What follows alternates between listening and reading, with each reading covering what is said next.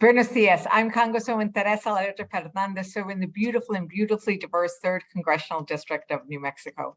I welcome the team of the University of Southern California to New Mexico for this regional workshop to talk about how we can protect our beautiful democracy. I thank you for your work on the Election Cybersecurity Initiative that seeks to protect and safeguard our sacred elections from cyber attacks. So I sit on the House Administration Subcommittee on Elections. I have fought for voting rights issues for decades. And on the subcommittee, we have held multiple hearings on the potential threats to this upcoming election. It is scary what we have heard and what we are worried about. One of the important things that we need to work on is providing the tools and information to our communities so that we can all participate in protecting our elections. That's why your work is so important. As you provide the workshops, resources, and partnerships with nonpartisan organizations, you are helping to keep our elections safe. So we know that America is an emblem of freedom. But why? It's because of what we have come through and the ideals that we hold. Our constitutional democracy evolved from one which left women, Native Americans, Black Americans out of the Constitution, right?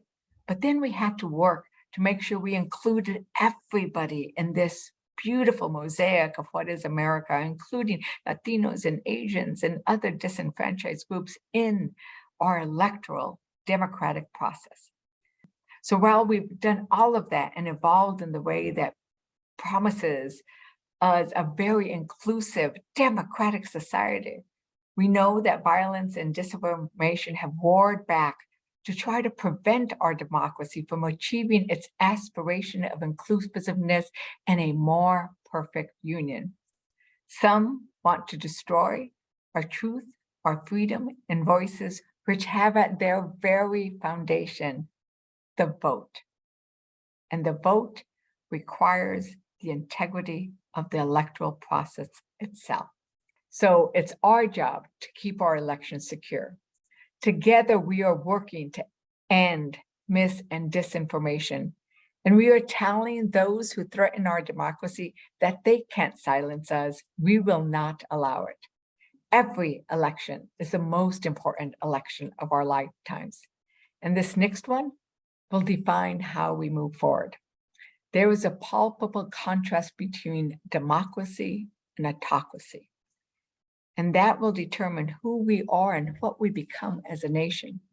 I always say that the only way the arc of history bends towards justice, if we are all united and continuously pushing on that arc so that it does bend in the direction of justice and freedom.